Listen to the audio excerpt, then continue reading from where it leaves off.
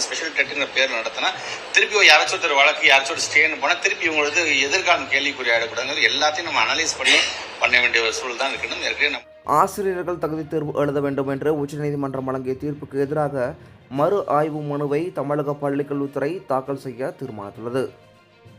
பள்ளிக்கல்வித்துறை அமைச்சர் அன்பில்மிகு பொய்யாமொழி தனது எக்ஸ் பக்கத்தில் தெரிவிக்கும் போது, இந்தியாவில் அரசு மற்றும் அரசு உதவி பெறும் பள்ளிகளில் பணியாற்றும் அனைத்து ஆசிரியர்களும் டெட் தேர்வில் 2 ஆண்டுகளுக்குள் தேர்ச்சி பெற வேண்டும் என்று உச்சநீதிமன்றம் கடந்த மாதம் உத்தரவிட்டது. அவ்வாறு தேர்ச்சி பெறவில்லை என்றால் பணியில் தொடரவும் பதவி உயர்வுக்கு தகுதியற்றவர்களாக கருதப்படுவார்கள் என்று தெரிவித்தது.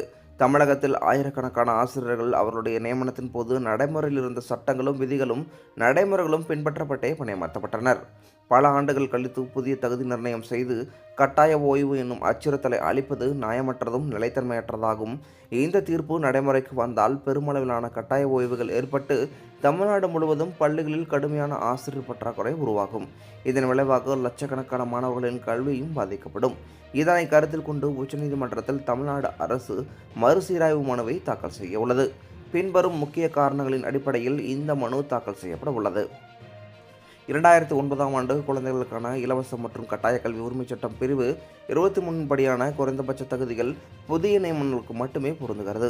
ஏற்கனவே பணியில் உள்ள ஆசிரியர்களை கட்டாய ஓய்வு பெறச் செய்வதற்கான அதிகாரத்தை இது வழங்கவில்லை.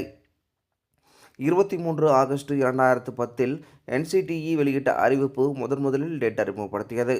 அதில் அந்த தேதிக்கு பிறகு நியமிக்கப்பட்ட ஆசிரியர்களுக்கே இது பொருந்தும் என்றும் முன்பே நியமிக்கப்பட்டவர்களுக்கு இது பொருந்தாது என்றும் தெளிவாக கூறியுள்ளது. டெட் தேர்வை பிந்தைய தேதியிலிருந்து அமல்படுத்துவது சட்டப்பூர்வமாக நியமிக்கப்பட்ட ஆசிரியரின் உரிமைகளை பாதிப்பதோடு மேலும் கல்வி அமைப்பின் நிலைத்தன்மையும் அச்சுறுத்துகிறது. கல்வித்தரம் மற்றும் ஆசிரியர்களுக்கான நீதி ஆகிய இரண்டையும் உறுதி செய்வதில் தமிழ்நாடு அரசு உறுதியாக உள்ளது என தெரிவிக்கப்பட்டுள்ளது.